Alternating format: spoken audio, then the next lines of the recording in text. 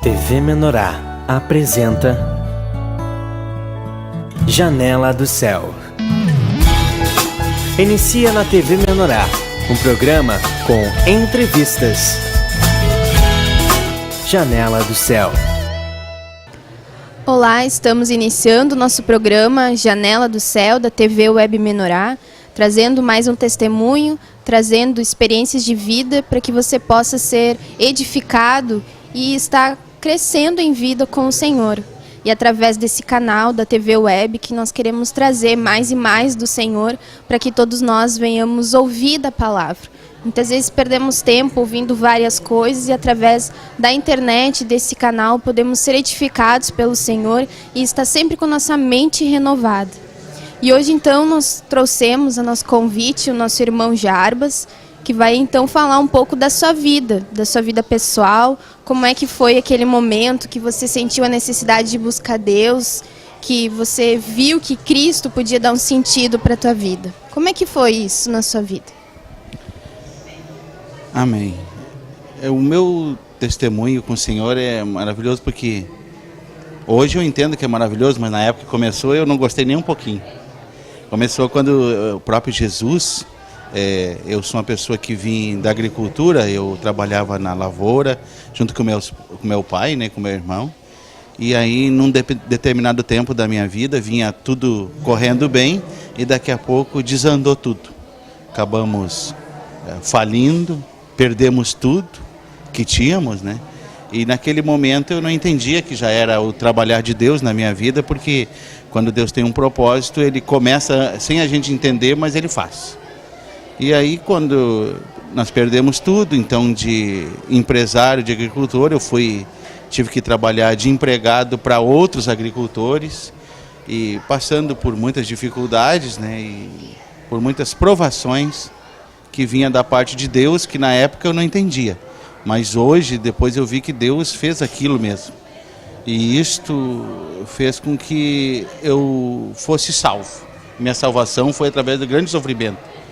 Porque no ano de 1998, eu estava passando por grandes tribulações, grande momento de dificuldade, e na época tinha reuniões da Adonep em Cachoeira do Sul, e eu fui convidado para uma dessas reuniões.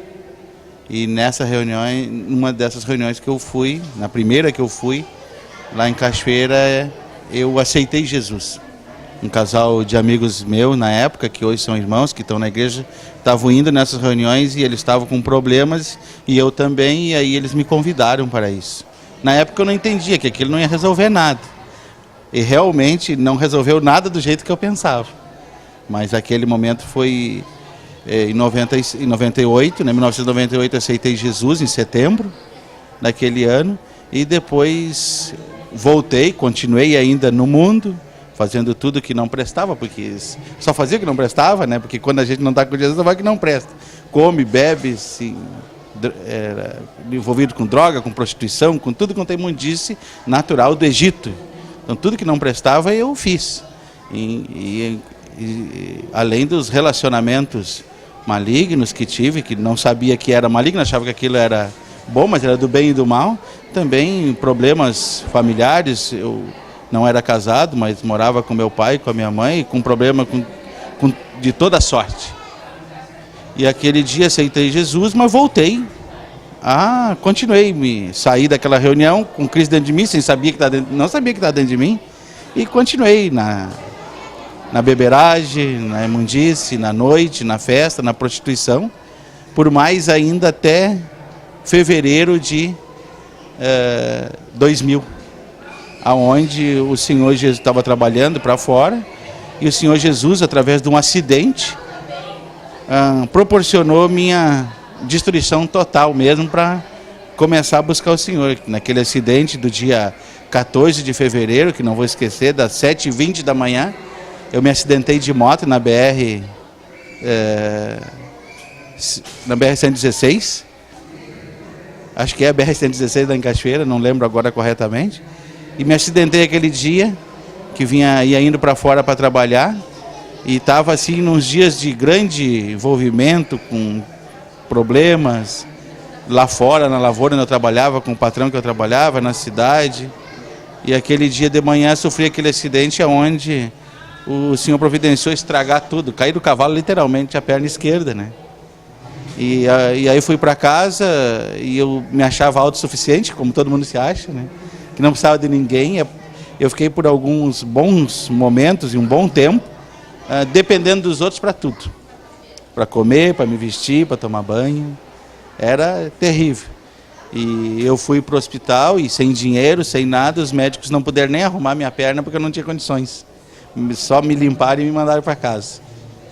E passou-se alguns dias, fiquei botando alguns curativos e tudo. Aí eu me lembro que meu pai e um cunhado meu, casado com a minha irmã, que é 2 anos mais nova que eu, ele queria fazer uma entrevista numa cooperativa, que até quem gerenciava na época era o irmão Desce, lá no Dorasnal. E eu fui junto, aleijado daquele jeito, né? E esse irmão Desce foi que me convidou para ir na reunião da Donep 1 ano e meio antes, quase 2 anos antes. Aí quando eu cheguei lá no Dorasnal, né, na cooperativa, eu, meu pai e o meu cunhado, aí eu olhei pro Décio, e nesse período eu escarneci muito do Décio, falava mal dele, que o Décio tinha ficado louco. Né? No fim, Por ele ter se convertido ao Senhor. isso, ele tinha ficado louco, tudo lá. Né? E, na verdade, o louco não era ele, o louco era eu, né? Quem estava endemoniado era eu naquele momento, não sabia. Que a gente nunca sabe que está endemoniado, só Jesus para mostrar, né?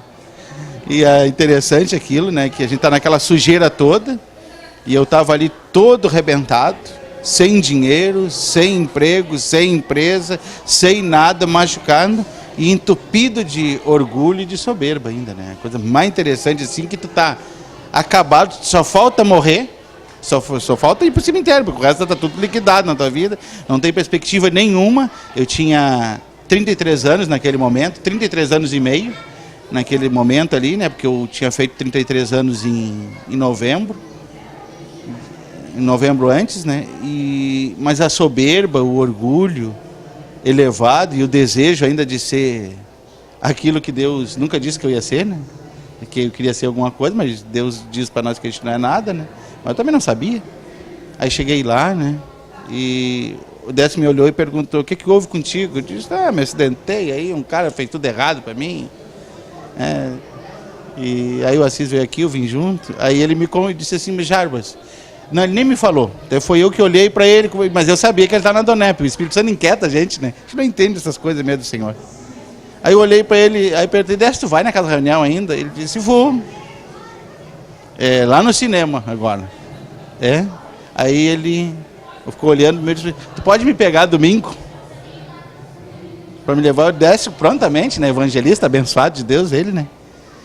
Domingo foi ele, a Onira e não me lembro se foi o Maurício Salete, foi junto com ele ou não recordo agora. E me levaram para uma reunião, lá no cinema. Aí eu me lembro como se fosse hoje, né? Entrei no cinema, de muleta, né? E até algo assim para frisar que quando eu fui naquela reunião da Donep, foi uma quarta-feira, eu acho. E aí eu não me lembro se na sexta ou na outra segunda, quando eu aceitei Jesus, eu fui lá falar com o apóstolo, né, com o Sérgio, né? E conversei com ele, cheguei ali, ele tinha uma loja ali na frente, e aí ele me chamou lá no fundo e me deu uma oração e disse para mim: tu faz essas orações e daqui 30 dias tu volta. Nunca mais voltei com nenhuma, né? Porque ele já viu que... Ele olhou para mim e já sabia que o vaso ainda estava bem capetadinho, né? Não ia voltar com as... E com certeza não voltei, né? Voltei 1 ano e meio depois, aleijado, né, da perna. Aí quando eu entrei no cinema, assim, ele estava atrás de uma mesa vendendo os livros, ele bem magrinho, de casaco preto, olhou para mim: o que houve, Jarbas? Disse: pois tô aí nesse estado, né? Ele só sorriu e aí me carregaram lá para frente, né? E aquilo foi, começou o trabalhar do Senhor de libertação, né? E também de frustração.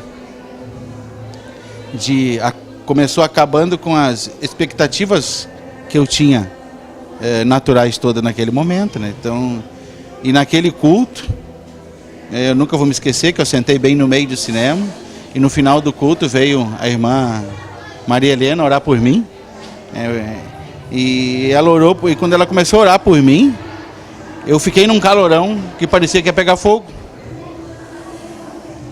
E aí ela voltou lá pra frente e depois na saída assim se acumulou o pessoal no corredor e tava ela e o filho dela, tava saindo os dois juntos. E eu fiquei bem atrás, trancou, e eu cheguei, tava de muleta, mas eu cheguei assim, eu fiquei atrás dela, ela não me viu.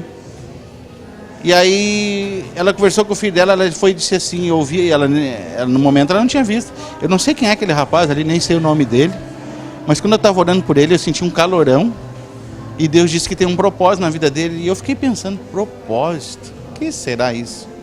E a partir daquele dia, todos os domingos eu descia me buscar. E naquele momento eu estava fazendo um tratamento na CAUSE para arrumar a perna, e os tendão tinha arrebentado do pé, tinha que fazer uma cirurgia, o calcanhar estragou, o joelho também. E aí, no outra semana, uma semana antes, eu tinha feito um raio-x, que estava tudo arrebentado. E eu fui nessa reunião, ela orou. E na outra semana, ela me mostrou, eu tinha me mostrado o raio-x, ela disse, mas nós vamos refazer agora, Jarbas, para ver como é que nós vamos ajeitar isso aí. Só que ela fez o raio-x e estava tudo emendado na minha perna. Que benção. Estava tudo emendado lá, ajeitou tudo, porque apareceu rompido e depois apareceu emendado. Aí ela perguntou, mas eu não estou entendendo o que houve. Eu fui e disse para ela assim, ó, não sei o que é, mas sei que eu fui num lugar aí e teve um povo lá que rezou por mim, lá naquele lugar lá, e me deu um calorão. Eu acho que foi isso que emendou. Esquentou, porque eu senti um calor, aquele dia um calor, assim, eu estava de bermuda, de muleta, e aquilo parecia que me queimava, aquela mulher orando por mim, né? A irmã Maria Helena. Tem uma palavra que fala que o homem natural não entende e não aceita as coisas do Espírito, né? E muitas vezes na nossa vida, Deus precisa fazer coisas fortes, né? Que nos provem que Ele está ali, nos provem que o Senhor está no controle, que é Ele realmente que estava fazendo todas aquelas coisas, né? E muitas vezes a gente precisa passar por situações para tirar aquela resistência, né? Aquele orgulho que a gente tem de não querer reconhecer que, na verdade, nós dependemos do Senhor, né? E aí foi maravilhoso, que a partir foi maravilhoso para o novo homem, né? Naquele momento, eu continuei nas reuniões, e aí, em abril de 2000, eu me batizei, eu e a minha irmã, Marcele. E aí ali se criou um monte de expectativa na minha vida. Que agora eu ia prosperar financeiramente, que eu ia me dar bem. E me enchi de expectativa. Vou casar, vou ter dinheiro, vou ter carro, vou ter tudo, né? Só que eu não sabia que o chamado não era para dar, era para tirar. Era para perder. E aí Deus trabalhou muito naquele ano de 2001, 2002. Eu tentei ser agricultor. Foi interessante que eu fui plantar em 2001, né? A 2002, e a pior lavoura que tinha era do crente. E eu fiquei numa ira com isso. Que o gentil tinha uns lavourão e a minha era um caco de lavoura.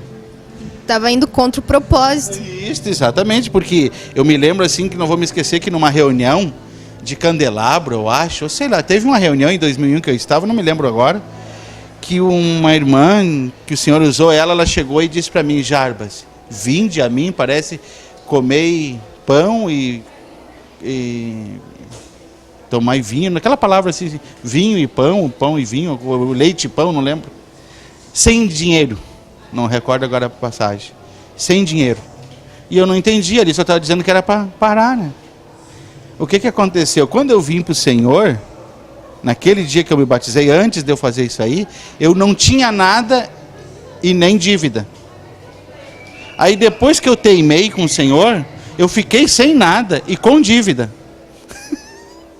Olha que o Espírito Santo trabalha maravilha na vida da gente. Só que eu fiquei muito irado, né? Eu fiquei endemoniado, que eu digo, né? Não gostei daquilo, porque eu já não tinha nada, eu fiquei pior. E aí, a partir daquele momento, isso eu comecei a trabalhar na minha vida, porque eu tinha que perdoar meus pais, eu tinha que pedir perdão para o meu pai, porque eu sempre fui um rebelde. Eu fui um rebelde com meu pai na minha casa, eu fui um rebelde na rua, eu fui um rebelde no exército, tanto que eu fiquei vários meses na cadeia no exército, né, por ser rebelde e desobediente. Então, a desobediência aos pais, a desobediência a Deus, a rebelião a Deus originou uma série de rebelião, então tudo deu errado na minha vida. Mas o dar errado, era para dar certo depois. ainda não está pronto. E Deus continua me frustrando, porque, na verdade, a minha vida toda, Deus tem me frustrado.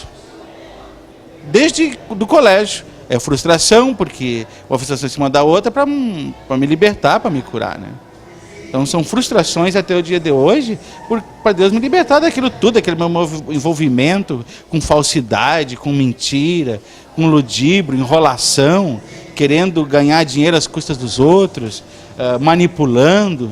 Então tudo isso aí eu vivi já, né? Mentiras, manipulações, roubos, roubei, fiz de tudo. O que eu não fiz? É difícil de não me lembrar o que Satanás me usou, porque eu era instrumento do diabo. Então, se eu fui instrumento do diabo, eu fiz tudo que não prestava.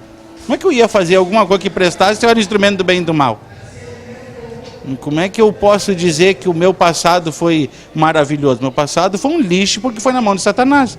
Mas Deus precisou fazer isso para mim ter um futuro com o Senhor agora. E passei, são 11 anos São 13 anos salvo e 11 anos de batismo, agora em abril vai fazer, né? Do ano que vem.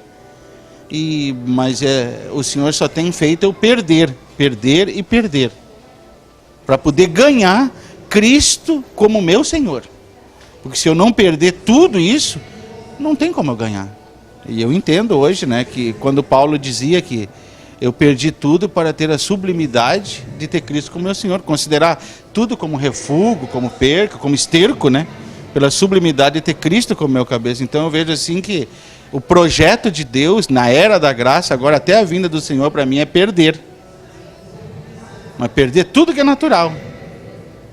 E talvez tenha que perder até a minha vida, não sei, Jesus sabe de tudo, né? Mas é assim que o Senhor quer, porque eu vi isso acontecer. Não entendia, não assentei, foi muitos tempos de ira, de revolta, de questionamento, muito tempo incomodando o apóstolo Sérgio, né? Incomodava ele direto porque eu queria ficar rico e Deus está me deixando cada vez pior. Até fome passando, né? Então, e me lembro assim que foi maravilhoso que quando o Senhor me tirou tudo, eu me lembro que um dia eu cheguei no tabernáculo e me sentei lá assim, num degrau. E o irmão chegou para mim e disse assim: irmão, é o seguinte, ó, meio turno o irmão pode ficar aqui nos ajudando, e meio turno o irmão pode arrumar alguma coisa para o sustento. Aí ele saiu e eu me escorei na parede, olhei para o céu e sem entender muito, disse assim: ó, assim, o negócio é o seguinte, tu já acabou com tudo, eu daqui não saio mais. Se tu vai me dar o que comer, o que vestir, o que dormir, tudo bem, se tu não me der, eu vou morrer de fome sentado aqui dentro. Mas eu não vou lá no mundo procurar serviço porcaria nenhuma. Estou fora. Disse só eu e Deus. E não fui. E comecei a me alimentar aquele dia. Aí o Senhor ficou 6 meses sem me dar nada. Sabe que é isso? Nada. Eu só ganhava comida dos irmãos e do meu pai e da minha mãe, mas sem emprego, sem dinheiro, nada. 6 meses. Depois de 6 meses, o Senhor me deu uma oferta de R$10, quase morri chorando. O Senhor trabalhou com aquilo porque foi a primeira coisa que o Senhor me deu, que eu vi Deus me alcançando, assim, me deu R$10. E depois demorou para seguir de novo, né? Aquilo assim, aqueles R$10 trabalhou tanto na minha vida que eu demorei 1 semana para gastar. Foi tremendo aquilo, né? Nós vamos continuar então no próximo bloco, trazendo mais as experiências, porque com certeza Deus ele faz essas maravilhas na nossa vida, porque Ele quer nos levar a aprender coisas, né? Nem na vida de José, né? Deus permitiu que ele fosse escravo, que ele fosse jogado na cadeia injustamente, mas tudo porque Deus precisava trabalhar no seu coração para posteriormente abençoá-lo. Então que Deus possa estar trabalhando e nós já voltamos. Janela do Céu.